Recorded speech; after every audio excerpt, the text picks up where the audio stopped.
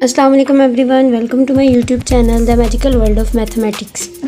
Students की demand पे आज हम लोग चैप्टर नंबर 17 की जो डेफिनेशंस हैं वो देखेंगे। मैक्सिमम बच्चों की यही डिमांड होती है कि टीचर जो हम लोग बनाते हैं लिखते हैं डेफिनेशंस, तो हम उसमें फ़िगर कैसे ड्रॉ करें, हमें कैसे पता चलेगा कि इसमें ये फ़िगर आनी है। और बेसिकली जब हम लोग स्पेशली वो बच्चे जो ज़्यादा अच्छे होते हैं पढ़ने में, मतलब 80+ 90+ मार्क्स लेते हैं, जिनका IQ लेवल अच्छा होता है, उनके माइंड में ये क्वेश्चंस भी आते हैं कि टीचर हम लोग डेफिनेशन तो याद कर लेते हैं, फ़िगर किसी की बनी होती है किसी की नहीं बनी होती है। तो हम लोग पेपर में अगर सिर्फ डेफिनेशन लिखें तो ऑब्वियसली जो पेपर चेकर होता है उसको इस चीज़ का भी होता है कि इसमें फ़िगर भी होनी चाहिए ताकि ज़्यादा अच्छे से डिटेल में समझ आ सके।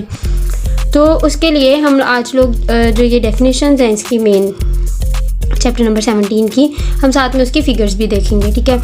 तो सबसे पहले तो ये कुछ कॉमन चीज़ें हैं जो हम लोगों ने पीछे पढ़ी हुई हैं चैप्टर नंबर 10, 11, 12 में सारी, मतलब ऑनवर्ड 16 तक ये चीज़ें हमने वहाँ पर यूज़ भी की हुई हैं। तो पहले वो देख लेते हैं। 3 और more than 3 lines are said to be concurrent. मतलब अब एक कॉन्ग्रेंट वर्ड है, एक कॉन्करेंट वर्ड है। तो कॉन्ग्रेंट की जब वो बात करते हैं तब हम साइड्स की या एंगल्स की बात कर रहे होते हैं, ठीक है। लेकिन जहाँ पर हम लाइन्स की बात करते हैं वहाँ पर हम कॉन्करेंट वर्ड यूज़ करते हैं। मतलब इसका भी सेम वैसे ही होता है, लेकिन सिर्फ लाइन में जब बात की जाएगी तो कॉन्करेंट है, साइड्स या एंगल्स की बात की जाएगी तो कॉन्ग्रेंट है, ठीक है। If they all pass through the same point, हम लोग 3 या 3 से ज़्यादा लाइंस को कॉन्करेंट कह सकते हैं अगर वो एक ही पॉइंट में से गुजर रही हो कि यहाँ पर ये सारी आपस में मीटअप होती हैं, ठीक है। The common point is called the point of concurrency of the lines. जहाँ पर वो सारी की सारी लाइन्स आपस में मिल रही हैं उस पॉइंट को हम लोग क्या कहते हैं, कंकरेंसी, ठीक है। लाइक सपोज अगर आप एक लाइन ऐसे ड्रॉ करते हो, ऐसे करते हो, ऐसे करते हो, अब यहाँ से इनफाइनाइटली गुजर सकते हैं, लेकिन ये जो पॉइंट जहाँ से वो सारी की सारी गुजर रही हैं उसको पॉइंट ऑफ कंकरेंसी कहा जाता है उन लाइन्स का। The point of concurrency has its own importance in geometry. अब ज्योमेट्री के अंदर हमारे पास पॉइंट ऑफ कंकरेंसी की काफ़ी ज़्यादा इंपॉर्टेंस है कि हम लोग वहाँ पर जब लाइंस ड्रॉ करते हैं, वहाँ पर जब रेज ड्रॉ करते हैं, हम बेसिकली किसी चीज़ को, मतलब कुछ एंगल्स ड्रॉ करते हैं, तो हम कहते हैं ये लाइन इस लाइन के साथ जिस पॉइंट में मिलेगा वहाँ पर हमारे पास एक पॉइंट बन जाएगा, वहाँ पर हमारे पास कोई ना कोई एंगल बन जाएगा, ठीक है। अब उनके कुछ स्पेशल नेम्स भी होते हैं क्योंकि हमारे पास ट्राइंगल असल में बेसिकली ये जो चैप्टर है ये प्रैक्टिकल ज्योमेट्री का है, लेकिन है सारे का सारा ट्राइंगल पे बेस करता है, ठीक है। तो हम लोग इनमें भी उसी चीज़ को देखेंगे। तो अब वो जो पॉइंट ऑफ कंकरेंसीज हैं अब वो भी काफ़ी किस्म की हो सकती हैं, तो हम उसके हिसाब से देखेंगे। ट्राइंगल में साइड्स भी होते हैं, एंगल्स भी होते हैं, मीडियंस भी होते हैं, तो हम उसके हिसाब से ये सारी चीज़ें देखेंगे, ठीक है। The internal bisectors of the angles of a triangle meet at a point is called incentre of the triangle. Bisector हम लोगों ने पढ़ा हुआ है।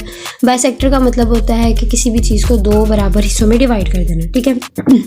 बाइसेक्टर ऑफ एंगल यानी कि हम एंगल को 2 बराबर हिस्सों में डिवाइड करेंगे। अब एक ट्राइंगल के जो एंगल्स हैं उसके बाइसेक्टर्स करने हैं। इंटरनल बाइसेक्टर की यानी कि ट्राइंगल के वो एंगल्स जो उसके अंदर बनते हैं, ठीक है।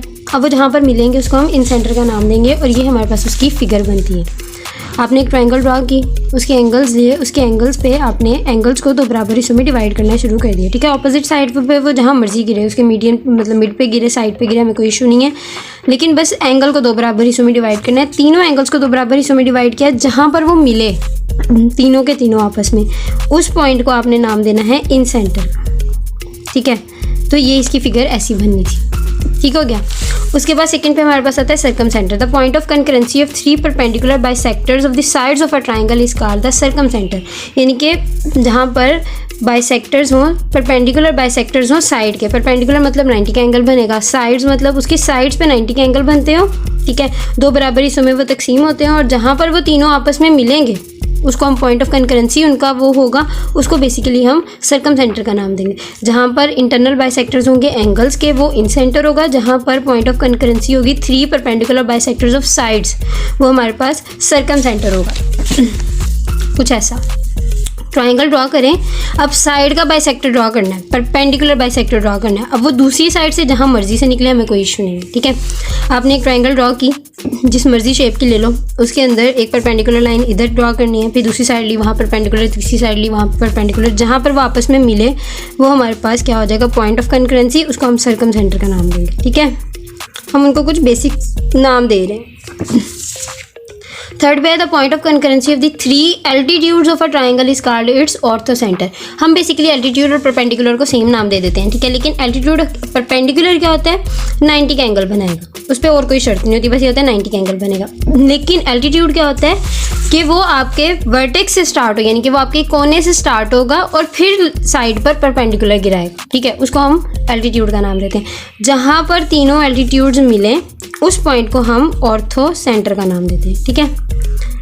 अब आपने याद रखना है एल्टीट्यूड और परपेंडिकुलर में फ़र्क है। परपेंडिकुलर का मतलब है 90 का एंगल बनाना, लेकिन एल्टीट्यूड का क्या मतलब है, वो वर्टेक्स से निकलेगा और परपेंडिकुलर गिराएगा, ठीक है। दोनों में ये डिफरेंस है।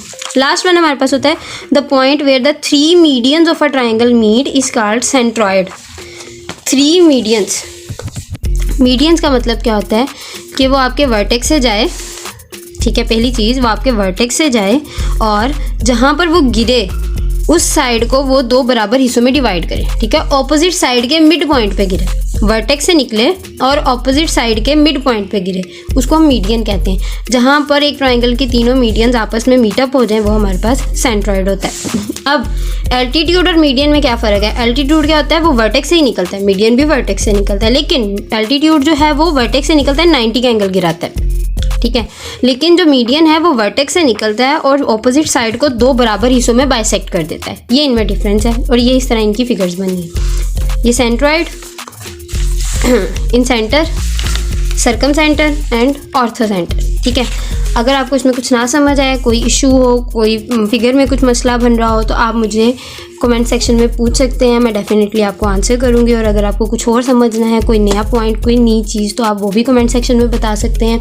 मेरे चैनल को सब्सक्राइब करें, वीडियो को लाइक करें, ज़्यादा से ज़्यादा शेयर करें ताकि आप भी आगे बढ़ सकें और मैं भी आगे बढ़ सकूँ। अल्लाह हाफिज़।